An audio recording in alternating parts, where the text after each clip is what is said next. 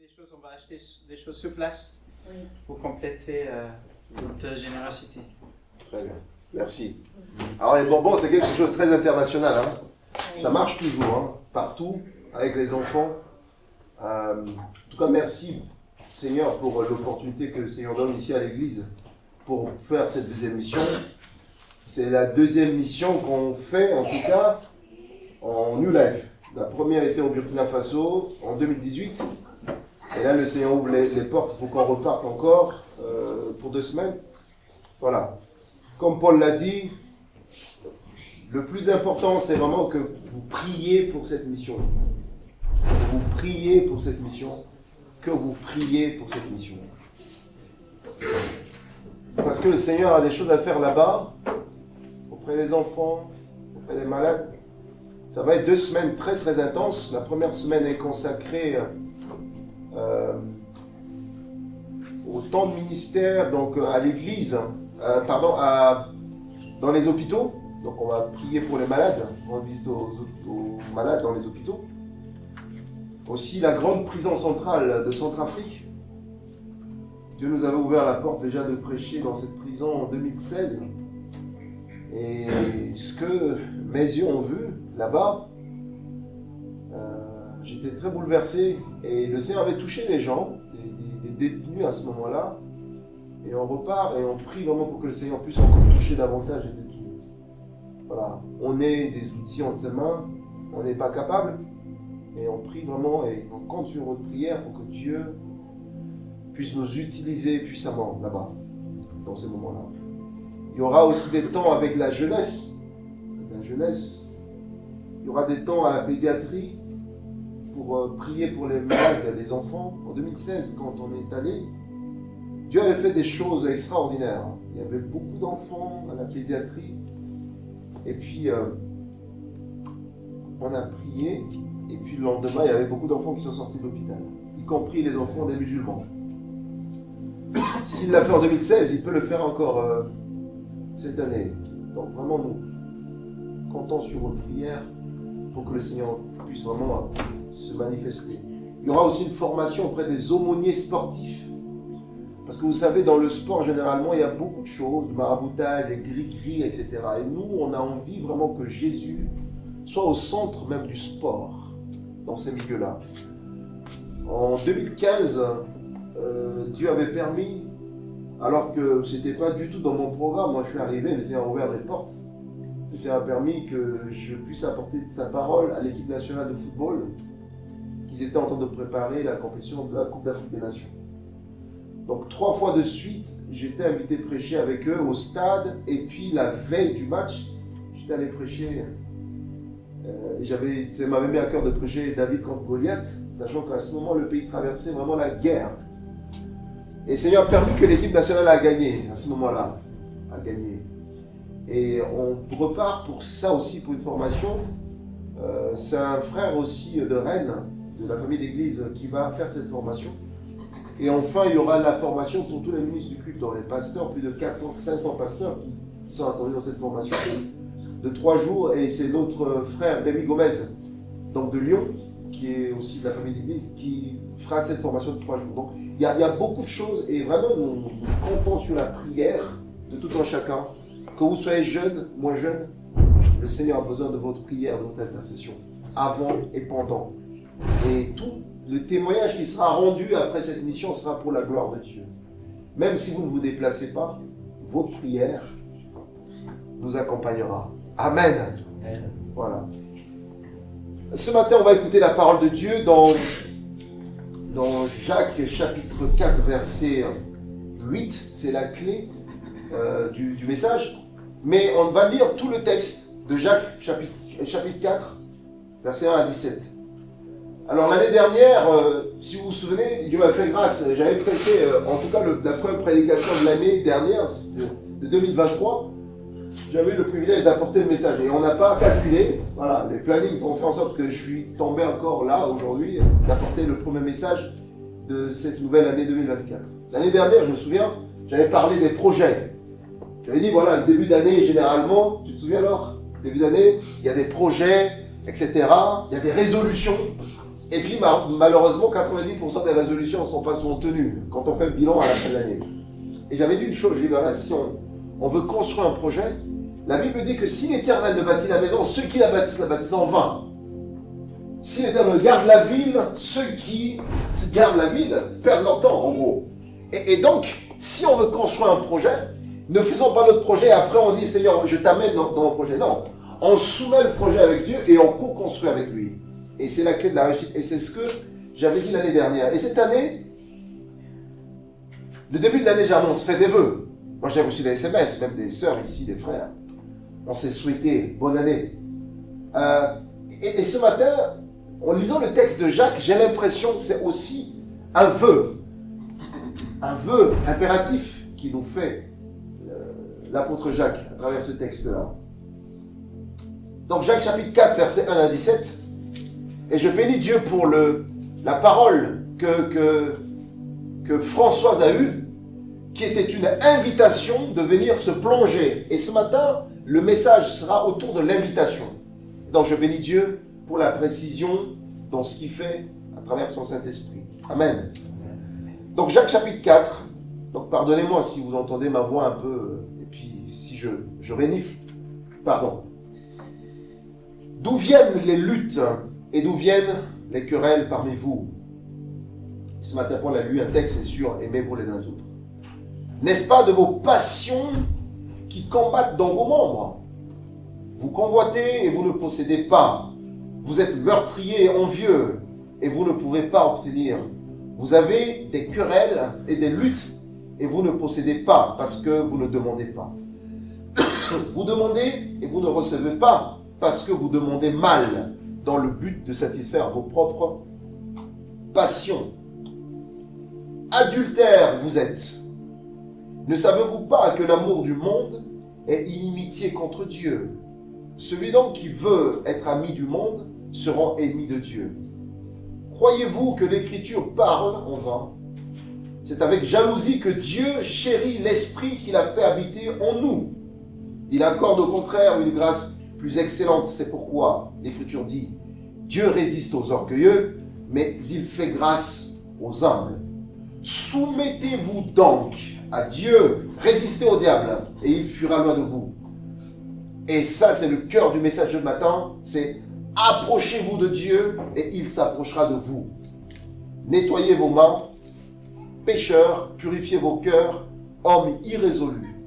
Sentez vos misères, soyez dans le deuil, dans les larmes, que votre rire se change en deuil, et votre joie en tristesse. Humiliez-vous devant le Seigneur, et il vous élèvera. Ne parlez point mal les uns des autres, frères. Celui qui parle mal d'un frère, ou qui juge son frère, parle mal de la loi et juge la loi. Or, si tu juges la loi, tu n'es pas observateur de la loi, mais tu en es juge. Un seul est législateur et juge. C'est celui qui peut sauver et perdre. On parle de Christ. Mais toi, qui es-tu qui juge le prochain? À vous maintenant, qui dites aujourd'hui ou demain, nous irons dans telle ville, nous y passerons une année, nous trafiquerons et nous gagnerons. Vous qui ne savez pas ce qui arrivera demain. Car qu'est-ce que votre vie? Vous êtes une vapeur qui paraît pour un peu de temps et qui ensuite disparaît. Vous devriez dire au contraire, si Dieu le veut, nous vivrons et nous ferons ceci ou cela. Mais maintenant, vous vous glorifiez dans vos pensées orgueilleuses. C'est chose mauvaise de se glorifier de la sorte. Celui donc qui sait faire ce qui est bien et qui ne le fait pas, commun a péché. Amen. Le thème de ce matin, c'est « Approchez-vous de Dieu et il s'approchera de vous ». Jean-Louis, tu peux venir s'il te plaît? Jean-Louis, oui. Jean-Louis. Parce que tu es plus grand que moi, donc ça passera bien mon exemple. Donc, tu peux venir vraiment là. Jean-Louis, il est plus grand que moi, n'est-ce pas? Ah, jusqu'à preuve du contraire. Sauf si je mets les talents. Pour l'instant, je n'ai pas de talent. Donc, la Bible dit que autrefois, on était très loin de Dieu. Enfin, quand on est tombé dans le péché, avant, l'homme était en relation avec Dieu. L'homme est tombé dans le péché, on est séparé de Dieu. Dieu a mis en place un rédempteur pour nous rapprocher de lui, n'est-ce pas? Et la Bible dit que lorsqu'on croit au Seigneur Jésus-Christ, on est dans le Seigneur et le Seigneur est en nous. Donc, j'imagine un peu que je suis avec le Seigneur, comme ça. Ok? Donc, je suis attaché à Dieu. Je suis attaché à Dieu. Derrière, vous ne me voyez pas, hein? Bon, plus grand que toi. Voilà, il est plus grand que moi. Donc, la Bible dit, approchez-vous de Dieu et il s'approchera de vous. Donc, si je suis en contact avec Jean-Louis, Jean-Louis ne bouge pas. Si je suis en contact avec lui, je me suis approché de lui et donc lui, il est proche de moi. Vous êtes d'accord? Ce qui se passe, c'est que c'est nous qui partons, généralement. Ce n'est pas Jean-Louis qui déplace. Dieu, il est fidèle dans toutes ses relations, dans ses positions, etc. Dieu ne bouge pas. Et nous, à chaque fois, donc on est là, main à main avec Dieu, et à un moment donné, on commence à s'éloigner un tout petit peu.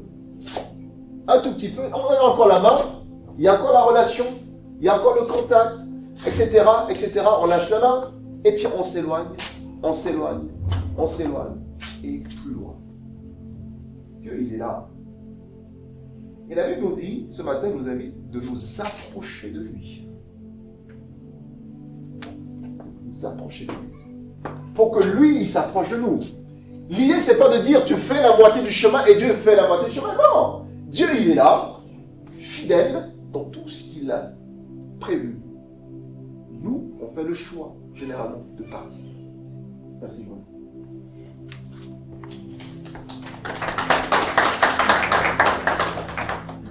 Donc Dieu nous demande de nous approcher de lui, parce que nous, on a fait le choix de partir.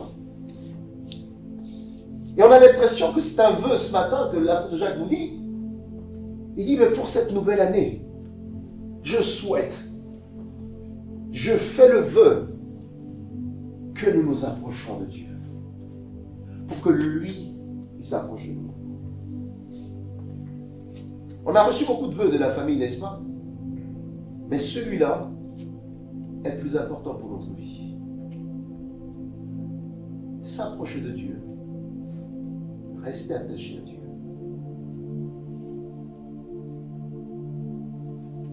Moi, je prie pour que cette année soit une année de véritable communion individuelle avec Dieu. L'occasion de vivre pour chacune et chacun une expérience nouvelle et différente avec Dieu dans la relation profonde avec lui.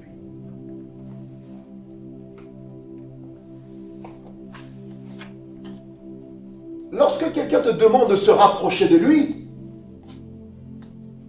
c'est-à-dire que ça veut dire que entre la personne et toi, il s'est installé une certaine distance.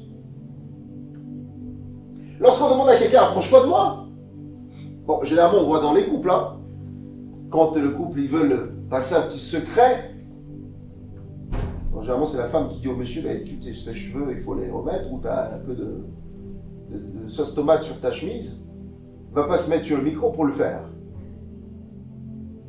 Il va le dire discrètement.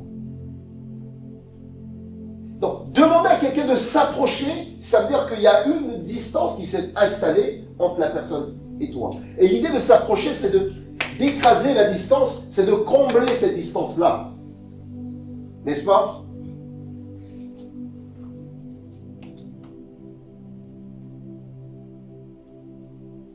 Approcher veut dire aussi revenir. Approcher veut dire aussi revenir à, retourner à. Zacharie chapitre 1 verset 3. On voit le même texte qu'on a lu dans Jacques, on le retrouve dans Zacharie, mais de la bouche du prophète Zacharie, Dieu demande à Zacharie, dis-leur donc, ainsi parle l'Éternel des armées, revenez à moi. Dit l'Éternel des armées, et je reviendrai à vous. Dit l'Éternel des armées, 2 fois. Revenez à moi, et je reviendrai à vous. C'est pas comme si Dieu était parti se cacher quelque part, dans une grotte, pour dire, est-ce que vous êtes de retour? Si vous arrivez, moi je sors. Non, Dieu reste là, comme Jean lui tout à l'heure, il est fidèle. Et Dieu nous demande de revenir à lui. Deutéronome chapitre 4, verset 30 à 31, où on a la notion aussi de retourner à. Au sein de ta détresse, toutes ces choses t'arriveront. Alors, dans la suite des temps, tu retourneras à l'Éternel ton Dieu et tu écouteras sa voix. Tu retourneras à l'Éternel ton Dieu et tu écouteras sa voix. En réalité, quand on s'éloigne, généralement on perd le réseau. Lorsqu'on est dans des endroits où il n'y a pas de couverture réseau, on perd le réseau. Dans certains villages africains, où il n'y a pas de couverture téléphonique de partout, il y a souvent un endroit spécifique où tout le village vient là, à cet endroit, et passer son coup de fil, et quand il repart chez lui, il n'y a plus de réseau. Et donc, souvent, vous donnez rendez-vous, vous appelez une personne qui est déjà à cet endroit, vous dites, allez dire à la famille que je vais appeler à telle heure. Et la personne va lui fidèlement dire, et la personne viendra attendre à l'endroit où il y a la couverture réseau. Il finit son coup de fil, il n'était pas le téléphone, mais quand il part, il n'y a plus de réseau. Et le Seigneur nous demande ce matin de retourner à lui pour bénéficier de cette connexion, pour vivre cette relation pleine et entière avec lui. Parce que c'est son désir pour nous. Mais qu'est-ce qui fait que nous pouvons être amenés à nous éloigner ou à être séparés de Dieu? Et pourtant la Bible nous dit que lorsque nous devenons enfants de Dieu par le sacrifice de Jésus à la croix, nous sommes unis à lui, nous sommes scellés par le sceau du Saint-Esprit, ce sceau indélébile sur nos vies. La Bible dit, n'attristez pas le Saint-Esprit de Dieu, celui par lequel vous avez été scellés le jour de votre rédemption. Comment ça se fait que nous pouvons être amenés à être séparés de lui? Le prophète Ésaïe nous apporte la réponse, et le roi David aussi nous apporte la réponse. Première réponse du prophète Ésaïe.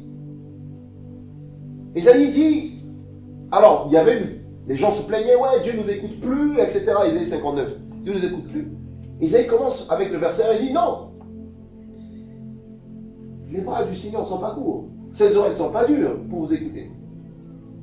Ses membres sont toujours disponibles.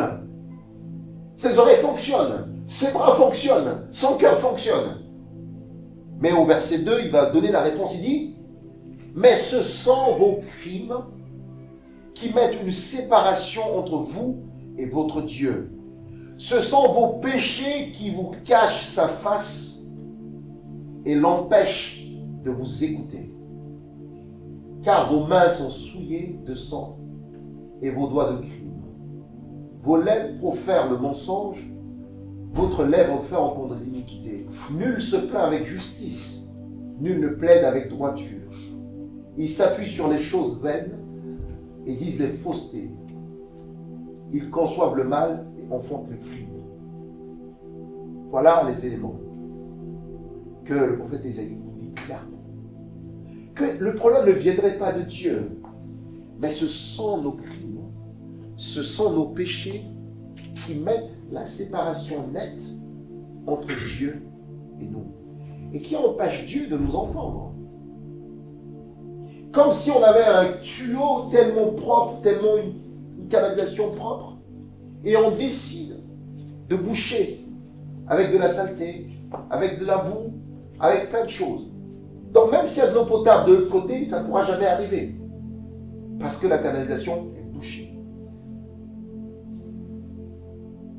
Parce que la canalisation est bouchée. Le roi David nous apporte aussi une réponse dans Psaume 24, verset 3 à 5, qui dit « Qui pourra monter à la montagne de l'Éternel, qui se lèvera jusqu'à son lieu saint, celui qui a les mains innocentes et un cœur pur, celui qui ne livre pas son âme au mensonge et qui ne jure pas pour tromper. » Amen. voilà ce qui nous sépare. Voilà ce qui m'a séparé de Jean-Louis. Mes passions, mes désirs, mes envies qui me séparent de Dieu. Et pourtant, comme on l'a entendu ce matin dans le message que Françoise a donné, et pourtant Dieu est là, il dit, revenez, revenez, revenez, plongez-vous dans cette rivière. Mais on a une sorte de barrière qui se dresse entre Dieu et nous. On comprend donc que c'est le péché et nos péchés qui nous éloignent de Dieu. Vous allez me dire, mais pourquoi le péché et les péchés? Pourquoi tout ça? Mais avant de parler, de faire le distinguo entre le péché et les péchés, j'aimerais simplement souligner malheureusement que très souvent dans l'Église ou dans nos vies chrétiennes, on a une vision tellement très humaine du péché et des péchés qu'on a essayé de dresser une liste un peu souvent dans nos communautés et mettre des points là-dessus, un système de pondération. Ah si, c'est tel péché, oh là là, ça, c'est celui-là, franchement. Si on voit quelqu'un faire ça, oh là là, mais celui-là, vraiment, c'est vraiment un grand péché. Hein. Waouh!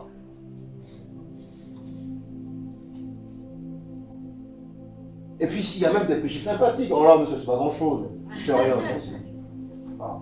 Ça, c'est un point, c'est pas 0,5 pondération, ça pèse pas. Par contre, ça, c'est vraiment le péché, quoi. Ça, oulala, c'est immense. Voilà le piège dans lequel le diable nous a tous poussés au sein de nos communautés, où on est tenté, effectivement, d'attribuer des points sur le péché. La Bible est claire, hein? La Bible dit que tous les péchés peuvent être pardonnés. Et pas celui, lorsqu'on se lève, on blasphème le Saint-Esprit de Dieu. À ce moment, Dieu n'est pas en train de faire de la pondération. Dieu a dit tous les autres péchés peuvent être pardonnés. Celui contre le Saint-Esprit, c'est chaud. D'où est-ce qu'est venue l'idée à l'Église de mettre en place des systèmes de pondération, des systèmes de notation sur les péchés? C'est un piège de Satan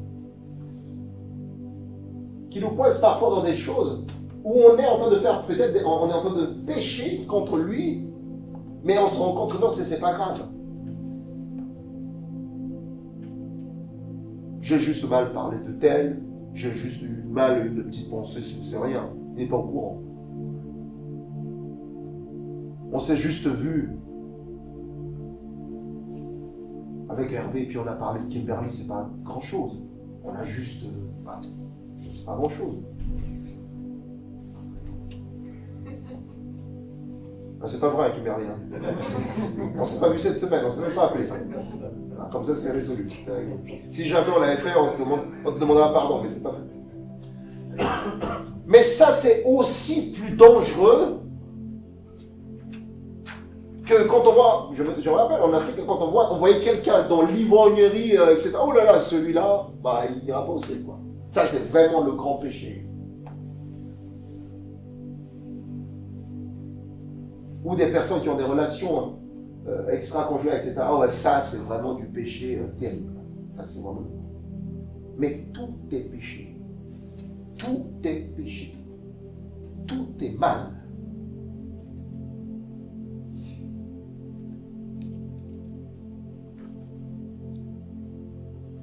Je vous ai parlé du péché et des péchés.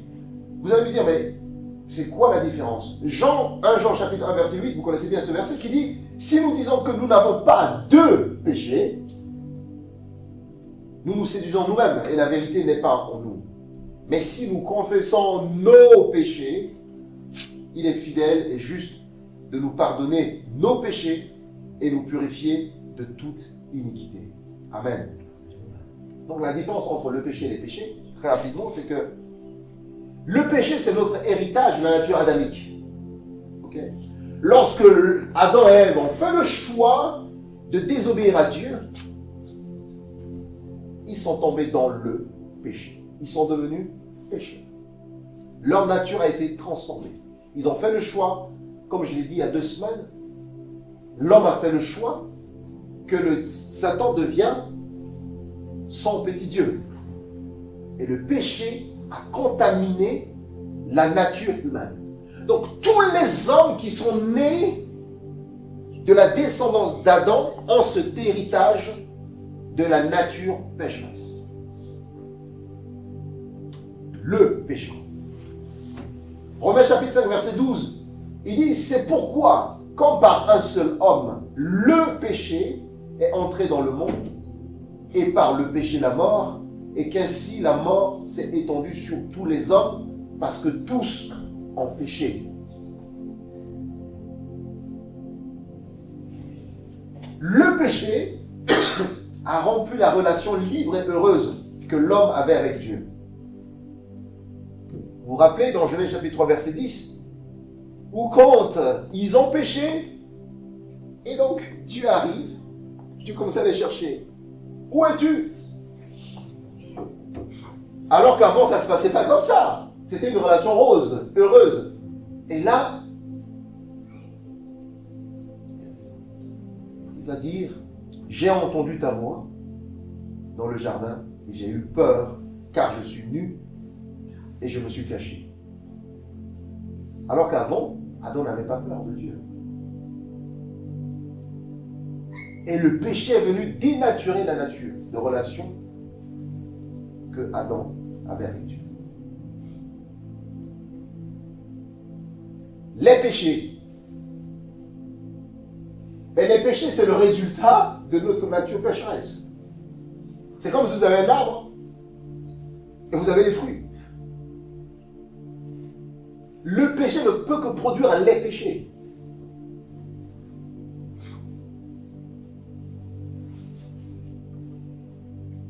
Et lorsqu'on donne notre vie au Seigneur Jésus-Christ, Dieu vient transformer par Jésus-Christ cette nature-là. On parle de vieil homme, etc. Mais il y a toujours une cohabitation. Il y a toujours l'amalgame entre notre nature humaine et notre nouvelle nature spirituelle. Les désirs de la chair ne sont pas les désirs de l'esprit. Ils sont toujours en opposition. Parfois pour vous contraindre de ne pas faire ce que vous avez envie de faire. Voilà pourquoi Dieu, dans sa grâce, va nous sceller par le Saint-Esprit qui va nous convaincre tous les jours de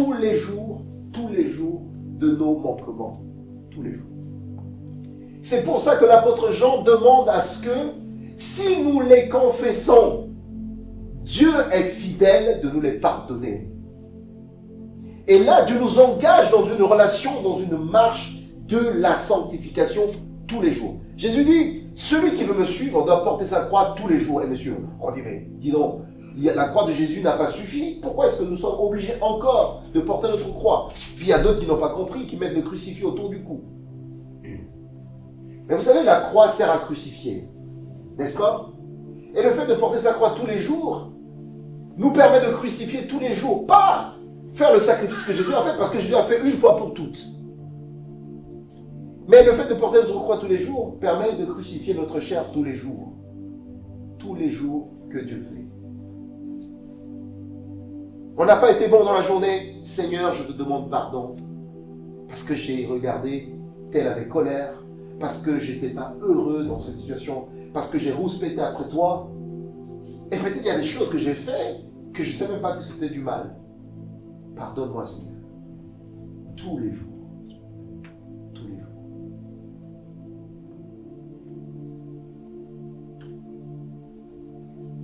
L'apôtre Jean nous y invite à confesser. Maintenant, le péché, 1 Jean chapitre 3 verset 4, nous dit que le péché, c'est la transgression de la loi. La transgression de la loi. On enfreint une loi. Mais qu'est-ce que cela signifie, transgresser la loi? Est-ce que c'est la loi de la République? Dans ce contexte ici, on parle de la loi de Dieu. Dans l'Ancienne Alliance ou dans l'Ancien Testament, lorsqu'on lit dans 2 Chroniques chapitre 24 verset 20, Zacharie, fils du sacrificateur Jéhoda, fut revêtu de l'Esprit de Dieu. Il se présenta devant le peuple et lui dit, ainsi parle l'Éternel, Dieu, pourquoi transgressez-vous les commandements de l'Éternel? Vous ne prospérez point, car vous avez abandonné l'Éternel et il vous abandonnera. Point. Vous ne prospérez point parce que vous avez fait le choix d'abandonner Dieu. Et parce que vous l'avez abandonné, mais il vous abandonnera. Pas que lui, il est décidé de nous abandonner, mais parce qu'on a fait le choix de l'abandonner. C'est clair, n'est-ce pas, quand un enfant abandonne sa famille et qu'il part comme l'enfant prodige, de fait, sa famille l'abandonne parce qu'il n'est plus là. Le mot ici hébreu utilisé pour le verbe transgresser, c'est abar. Abar qui veut dire traverser. J'ai abar la rivière, j'ai abar le fleuve, j'ai traversé, j'ai abar toute la ville. Mais qui peut aussi désigner le fait de détourner. Tandis que le mot hébreu utilisé pour la transgression, c'est pécha, qui signifie rébellion, révolte, voire péché. Vous allez voir que dans Somme 32, verset 1, on va parler de la transgression, mais le mot hébreu utilisé ici est un autre mot qui veut dire aussi autre chose. Quand on dit béni soit celui dont la transgression est pardonnée, l'accent ici est mis sur la notion du péché qui est le mot chata en hébreu qui signifie infraction. Infraction. Donc vous avez vu la notion de révolte, la notion d'infraction, la notion de rébellion.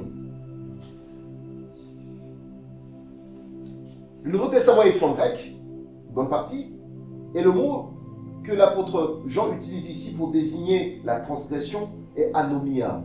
Anomia qui va désigner quoi? L'anarchie ou l'absence de loi.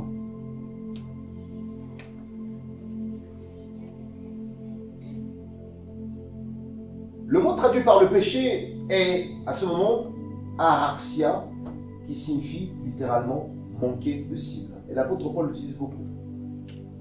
Le ararxia, manquer de cible, ou viser à côté.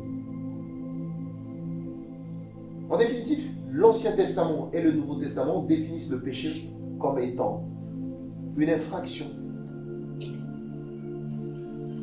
La rébellion est le fait de manquer la cible ou de ne pas viser juste. Ce qui est intéressant à savoir, c'est que parfois on commet l'infraction par ignorance. Vous roulez votre voiture, vous arrivez au centre-ville, vous voyez une place, vous êtes pressé, vous n'avez pas. Ça m'est déjà arrivé. Je me suis garé de la partie réservée. Je rentre à la banque, je sors, baisse. La police était là. Ah, monsieur, ici, vous n'avez pas le droit. Ah, baisse alors. Je vais payer 153 € quelque chose. Donc j'ai dit au policier, ok, ben je vais payer, mais franchement, c'est de ma faute, j'ai pas vu, j'ai pas tout ça. Et le policier m'a dit, ben écoutez, faites gaffe prochainement. J'ai plus payé les 153. Je ne sais pas si c'est passé ce jour, mais Dieu est bon, Dieu est merveilleux. Amen. Et parfois, on peut faire une infraction de façon volontaire. Quand on dit il y a une infraction chez quelqu'un, il y a des voleurs qui arrivent, qui cassent ou qui forcent une porte, ils veulent aller dérober.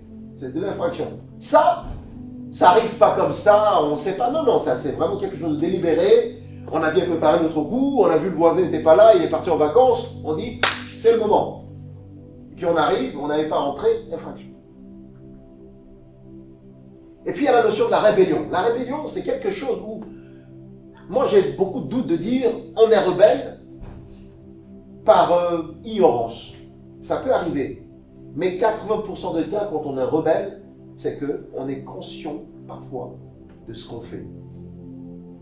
On veut renverser un régime, on veut renverser une institution, on veut renverser un système.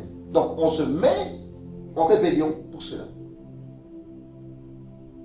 Et puis il y a la notion de manquer une cible. La notion de manquer une cible, généralement, c'est qu'il y a des personnes qui sont parfois de très bonnes intentions. Et Dieu connaît leur cœur. Il veut tellement faire bien, mais il ne va pas au bout. Il y a des choses qui arrivent comme ça, il passe à côté. Et parfois, il est amer, il pleure, il demande pardon au Seigneur. Dans tous les cas, Dieu nous pardonne. Que ce soit par infraction, que ce soit par rébellion, que ce soit par manque de cible. Lorsque nos cœurs sont sincères et qu'on revient sincèrement vers Dieu, Dieu nous pardonne. Ce qu'il faut retenir, c'est que le péché est contre Dieu. Les péchés nous détruisent notre relation avec Dieu, attristent Dieu et nous éloignent de lui. Car Dieu est saint. Même si nos péchés ne changera rien à notre statut de justifié, mais notre statut de justifié doit tout changer à notre rapport au péché. Amen. Je répète.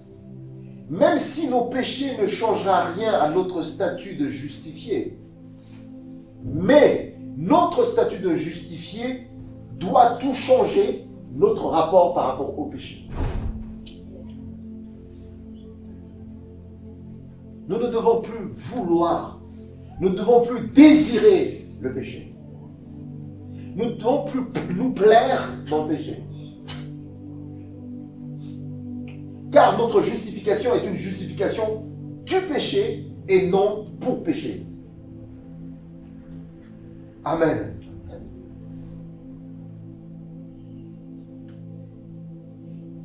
Jacques chapitre 4, verset 17. Celui donc qui sait faire ce qui est bien et qui ne le fait pas, commun à pécher.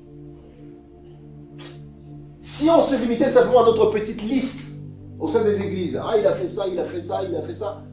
Mais là, l'apôtre Jacques nous dit, celui qui sait faire quelque chose de bien et qui ne le fait pas, a aussi péché. Waouh!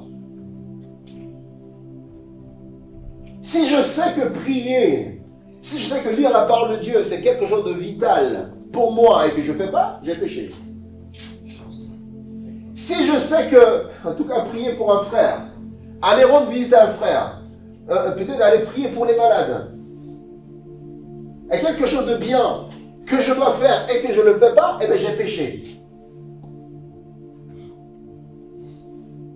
Si je sais que faire comme Moïse aime dire, le face-to-face avec Dieu est une bonne chose et que je ne le fais pas, j'ai péché.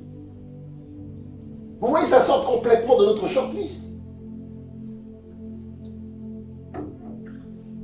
Il y a des personnes qui sont souvent dans l'église. Ah, mais vous savez, moi, je ne bois pas, je ne fume pas, je ne vais pas en boîte de nuit, je n'ai pas de machin, de toute façon, voilà, tout seul, donc je suis clean sur moi. Waouh! Excellent! Gloire à Dieu! Et la Bible dit, si tu sais faire quelque chose de bien et que tu ne le fais pas, tu as péché. Combien de fois nous passons à côté des choses auxquelles Dieu nous a appelés, Dieu nous a avertis de le faire, on ne le fait pas. Combien de fois on est dans la rue en train de passer et on sent très bien que Dieu nous parle, Dieu nous demande d'aller parler à quelqu'un, ou Dieu nous demande simplement d'aller nous poser à côté de quelqu'un, ou Dieu nous demande simplement d'acheter un bout de sandwich à une personne. On refuse. On ne le fait pas. On a péché.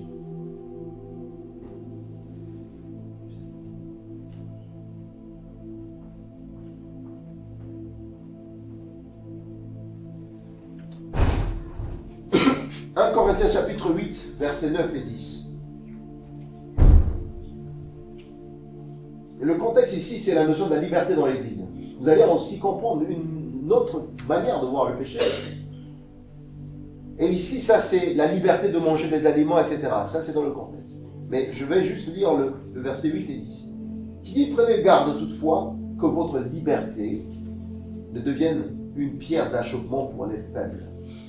Car si quelqu'un te voit, toi qui as de la connaissance assis à table dans un temple d'idoles, sa conscience à lui, qui est faible, ne le portera-t-elle pas à manger des viandes sacrifiées aux idoles, etc. Quand vous lisez toute la fin du texte, en fait, le fait que votre liberté vous pousse fondamentalement et foncièrement une activité ou quelque chose que vous considérez que ce n'est pas un péché pour vous. Vous considérez que vous n'avez pas fait quelque chose de mal, et c'est normal, vous n'avez pas péché, etc. Mais le fait que ça devienne une pierre d'achoppement pour quelqu'un qui n'a pas les mêmes connaissances de la liberté que vous, et que vous insistez à le faire, et que cette personne, à cause de votre liberté, va être tombée dans la perdition, eh bien, vous avez péché contre Dieu. Et Dieu vous demandera compte de cette personne. Amen. Je donne un exemple. Quand je fais des missions en Afrique, généralement, la plupart des pasteurs en Afrique, en tout cas, ne boivent pas du vin. Ne boivent pas du tout. C'est leur conviction. Ils ne boivent pas. Bon, après, il n'y a pas non plus de vignes, donc plusieurs machins, ils n'en boivent pas. Bon. Mais quand moi je vais faire des missions là-bas, et que j'invite les pasteurs à manger à la maison, je ne dépose pas une bouteille de vin sur la table. Chez moi à la maison, je bois un verre de vin quand je mange. J'ai péché contre personne en faisant ça.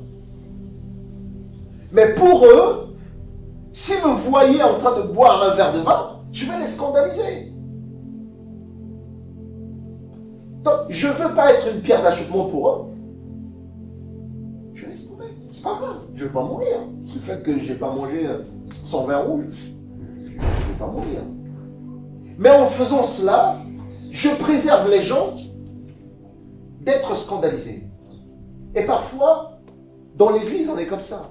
Oh, mais non, moi je sais que j'ai pas péché, voilà, j'ai pas le texte là, il n'y a aucun texte qui dit ça, etc., etc.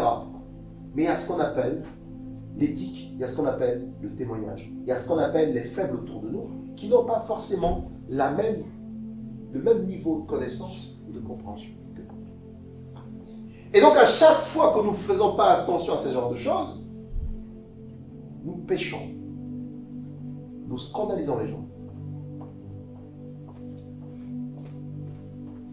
Donc vous voyez, ça sort complètement de notre shortlist. La question aujourd'hui, ce matin, c'est que qu'est-ce qu'aujourd'hui, dans ta conscience, tu sais très bien que ce n'est pas un péché foncièrement. Tu penses et tu crois que c'est foncièrement pas un péché. Mais au nom de ta liberté, peut-être aujourd'hui, tu scandalises quelqu'un autour de toi.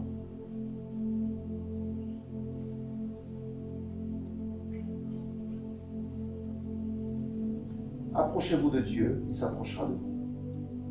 C'est une invitation, n'est-ce pas, à entretenir une relation d'amour intime avec Dieu. Comme l'apôtre Paul le décrit dans Philippiens chapitre 3, versets 8 à 10, il dit « Et même, je regarde toutes ces choses comme une perte de temps, à cause de l'excellence de la connaissance de Jésus-Christ, mon Seigneur, pour lequel j'ai renoncé à tout, pardon. Et je les regarde comme de la boue, afin de gagner Christ. »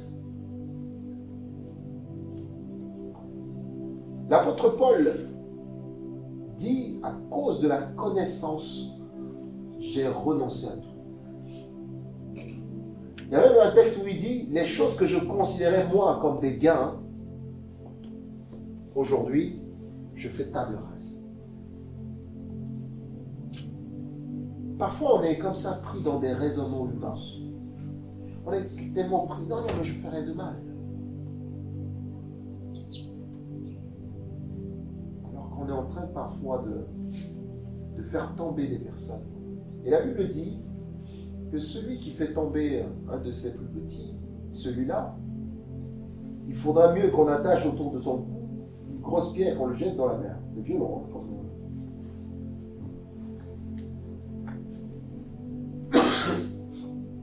s'approcher de Dieu aussi, était une notion à l'origine associée à la sacrificature.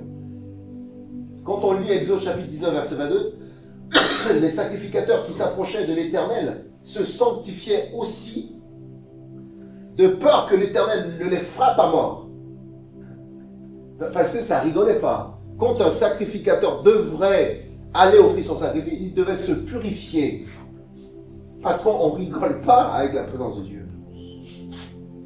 Parce que s'il n'est pas trop clean, il va être frappé à mort. C'est pour ça que le sacrificateur, quand il rentrait, ils avaient déjà une corde attachée, voilà, comme ça, et puis avec des clochettes. Donc, quand il faisait des trucs, on entendait « Ah, il est encore là-bas ». Mais s'il n'y a plus de bruit, on ne va pas courir comme ça, on peut dire « Ah, il est tombé, ah, les pompiers ». Non, non, non. S'il est tombé, on n'entend plus, il faut le tirer juste, d'accord. On ne peut pas rentrer comme ça.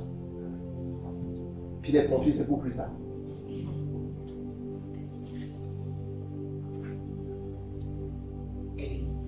Et cette notion a été ouverte à tous. Quand Jésus a donné sa vie à la croix, on a vu le rideau qui s'est déchiré et nous pouvons tous aujourd'hui entrer en sa présence. Apocalypse chapitre 1, versets 5 et 6, qui dit « La sainteté reste et demeure la condition de s'approcher de Dieu. » Et Jésus-Christ a fait de nous un royaume, des sacrificateurs pour son Père. Nous sommes rentrés aussi dans la sacrificature. Nous sommes aujourd'hui ces sacrificateurs que Jésus a fait pour le royaume de son Père. Donc à chaque fois, tous les jours, nous devions vivre dans cette sanctification. Aujourd'hui, il n'y a plus de corde qui est attachée autour de nos tailles, de nos pieds. Pour si jamais on tombe, on nous tire. Et la grâce de Dieu est là, nous permet de nous sanctifier tous les jours. Alors pourquoi devons-nous nous approcher de Dieu? Le psaume d'Asaph, psaume 73, 28, Asaph dit clairement, pour moi, il parle de lui, après chacun peut prendre pour lui. Il dit pour moi, s'approcher de Dieu, c'est mon bien. C'est mon bien. Ça me fait du bien. C'est dans mes intérêts. C'est pour mon bien de m'approcher de Dieu. Il dit, je place mon refuge dans le Seigneur, l'Éternel, afin de raconter toutes ses œuvres. Le problème, c'est qu'aujourd'hui, beaucoup d'entre nous ne plaçons plus notre refuge dans le Seigneur. On va placer notre refuge dans autre chose, peut-être dans du matériel, peut-être dans notre maison, dans notre voiture, dans notre compte en banque, notre refuge auprès de notre épouse, de notre mari, de nos enfants, etc. Mais Asaph dit non, moi, je m'approche de Dieu parce que c'est un bien pour moi. C'est pour mon bien. Nous nous approchons de Dieu, pourquoi? Hébreux chapitre 4, verset 16 nous dit, approchons-nous donc du trône de grâce avec pleine assurance. Là, Dieu nous accordera sa bonté et nous donnera sa grâce pour que nous soyons secourus au bon moment. Qui a besoin de la bonté du Seigneur ce matin? Qui a besoin de la grâce de Dieu ce matin? Mais le problème, c'est qu'on se prive nous-mêmes de cette bonté. On se prive nous-mêmes de cette grâce lorsqu'on refuse de nous approcher de lui. Approchons-nous donc, c'est comme une conclusion, approchons-nous donc, d'après ce qui précède, approchons-nous donc, in fine, approchons-nous donc, du trône de grâce, avec une pleine assurance. Car là, Dieu accordera sa bonté. Que cette année 2024 soit une année que Dieu répande sur nos vies sa bonté. Que Dieu répande sur nos vies sa grâce extraordinaire. Peut-être il y a des choses qui sont coincées dans notre vie depuis des années. Des choses sur lesquelles nous nous battons. Des choses pour lesquelles nous luttons. Je prie ce matin que Dieu nous accorde sa bonté, que Dieu nous accorde sa grâce, qui nous délivre et qui nous libère pour la gloire de son nom. Amen. Maintenant, quelles sont les conditions de ce retour-là? Parce qu'il dit, approchez-vous de moi et moi je m'approcherai de vous. Quelles sont les conditions? de retour, du rapprochement. Première chose, c'est qu'il faut vivre le salut de façon authentique. Vivre notre salut de façon authentique. C'est-à-dire faire le choix, comme Jacques le dit, de se soumettre à Dieu.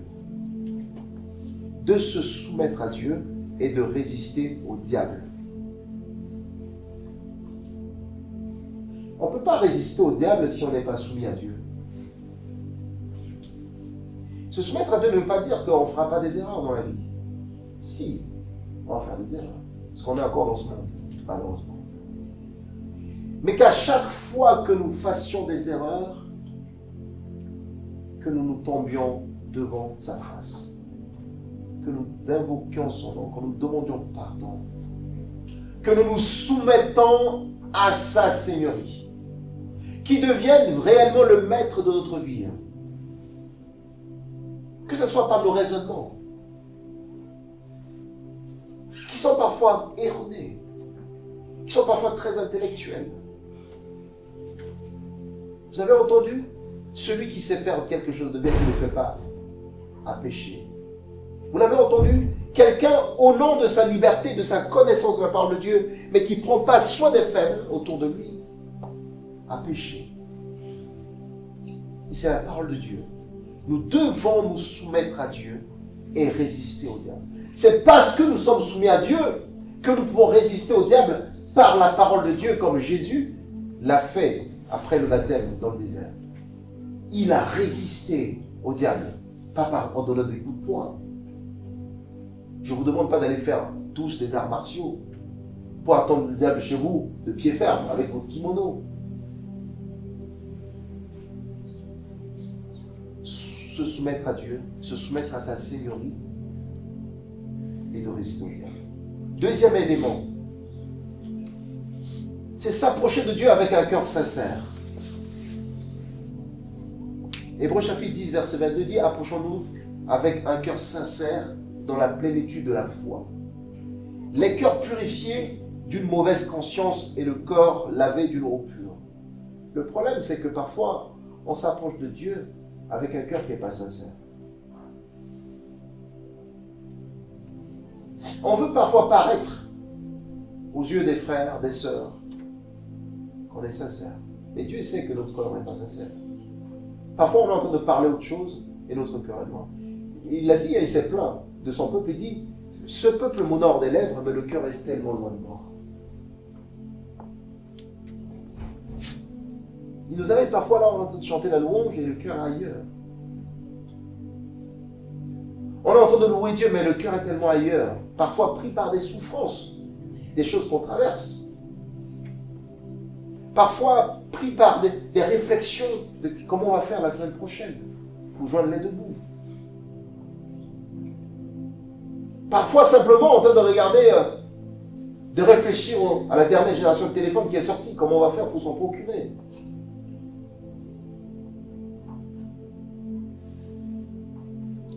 Au nouveau costume, au sac à main, aux chaussures, aux talons qu'on vient de voir juste, je ne sais pas moi sur quel site.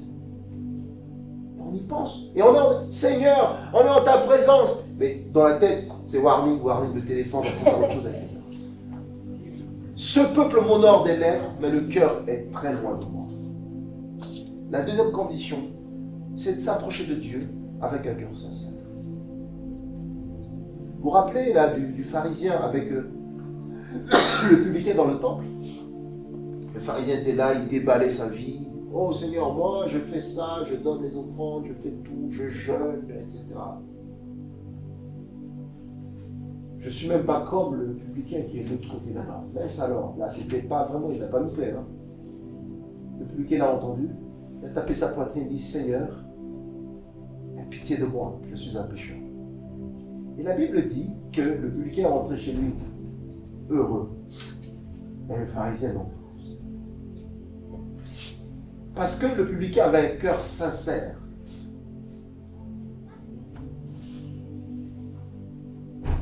Est-ce que nous avons un cœur sincère ce matin? Est-ce que dans nos relations avec Dieu, avons-nous un cœur sincère? Parce que si on a, dans notre relation avec Dieu, nous avons un cœur sincère, ça va se déterminer dans notre relation entre nous. Si on apprend à être en relation avec Dieu d'un cœur sincère, la relation que nous allons entretenir avec nos frères, nos sœurs, va être une relation sincère. Une relation qui ne va pas souffrir d'hypocrisie. Une relation honnête.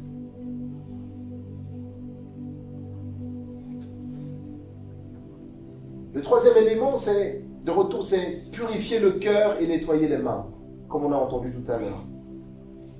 Comme je l'ai dit, les sacrificateurs de l'Ancien Testament devraient se purifier rituellement les mains avant d'approcher Dieu.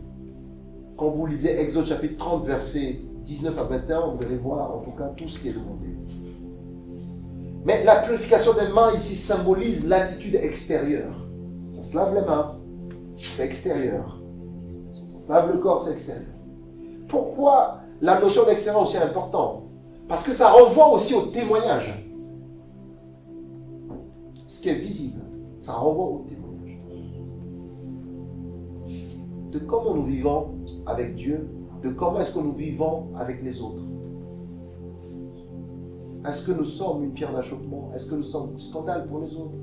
Est-ce que nous ne faisons pas ce que Dieu nous demande de faire? Etc. Tandis que la purification des cœurs renvoie aux pensées intérieures, aux motivations et aux désirs du cœur. On se lave les mains, extérieur, témoignage, éthique, etc. Et le cœur, parce que je ne vois pas le cœur de Jacques là. Lorsqu'on parle de cœur, on parle de tout ce qui est intérieur, tout ce qui est intrinsèque, tout ce qui est motivation intérieure. Quelle est ma motivation quand je sers Dieu? Quelle est ma motivation quand je m'approche de Dieu? Quelle est ma motivation quand je viens, par exemple, tous les mardis pour prier, quand je viens tous les dimanches pour louer Dieu, quand je sors dans la rue pour prêcher l'évangile, quand j'invite des gens pour manger chez moi à la maison, ou quand je rends visite aux gens, quelle est ma motivation réelle?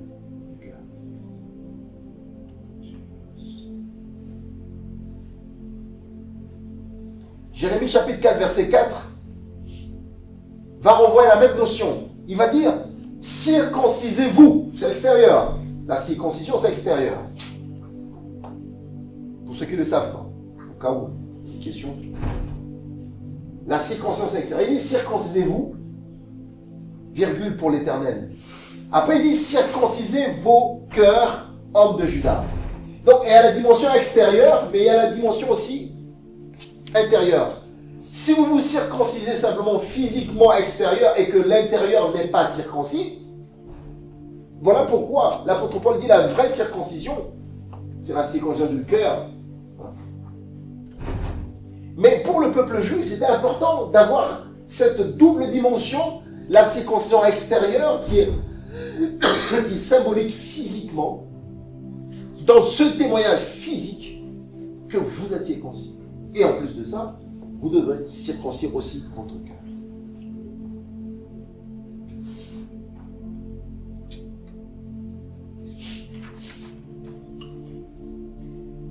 Le quatrième point, c'est, condition de retour, c'est être résolu.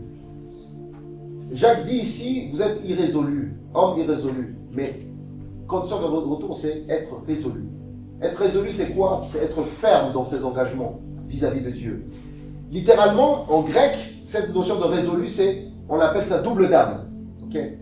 Cette expression désigne en tout cas un esprit partagé entre Dieu et le monde. C'est l'attitude en tout cas caractéristique d'un hypocrite qui croit occasionnellement en Dieu, mais ne lui fait pas confiance lorsqu'une épreuve survient. Et Dieu nous demande d'être résolus dans nos engagements.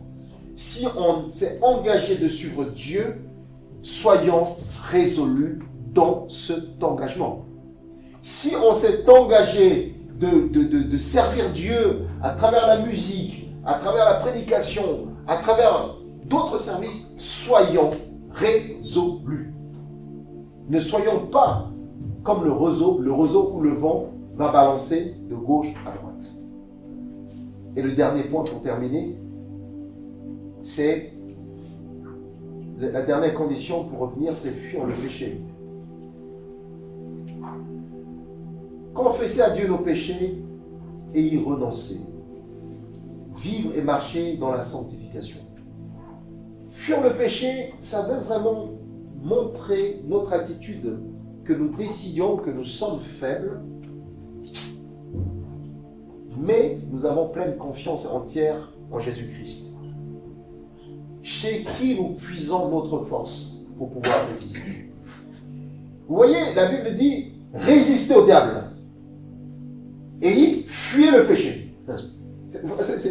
Restez au diable. Avec lui, on peut rester. Mais le péché, il ne faut même pas. Le péché, parce que si on ne fuit pas, il nous prend la gorge. Et personne n'est à l'abri.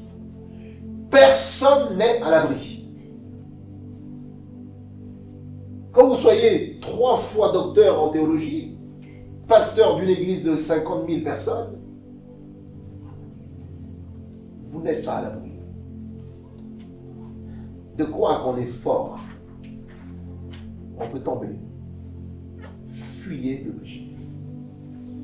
Lorsque quelqu'un arrive chez vous, il commence à juste ouvrir la bouche pour parler mal de quelqu'un, stoppez ça tout de suite. Changez le sujet. Changez le disque. Lorsque vous êtes au travail et que vous voyez un collègue arrive, il commence juste à commencer à parler mal du patron, changez le sujet. Passez à autre chose.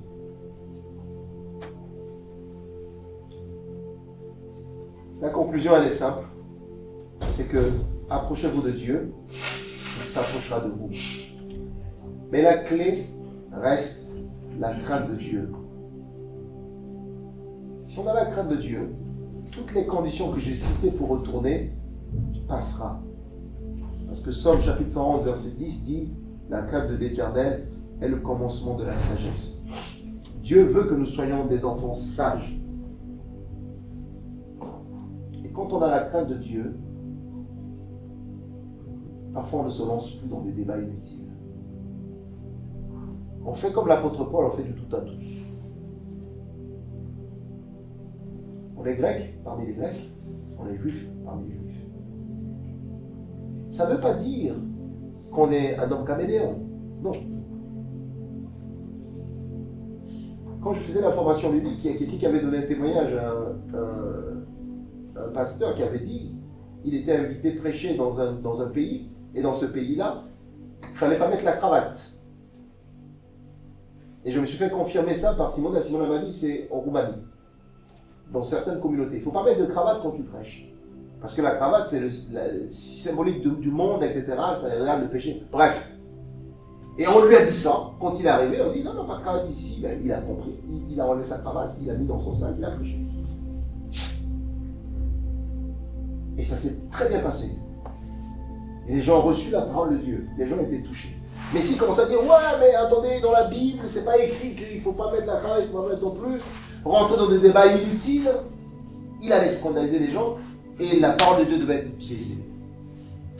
La question c'est que, est-ce que nous voulons continuer, vivre notre vie dans nos raisonnements humains, même si on sait que foncièrement, notre position ou ce qu'on fait n'est pas du péché, ou bien on veut plaire à Dieu, on veut honorer Dieu, on veut avoir la crainte de Dieu dans ce que nous faisons. Et la deuxième clé, c'est l'amour pour Dieu. Matthieu 22, 36 dit, « Maître, quel est le plus grand commandement de la loi ?»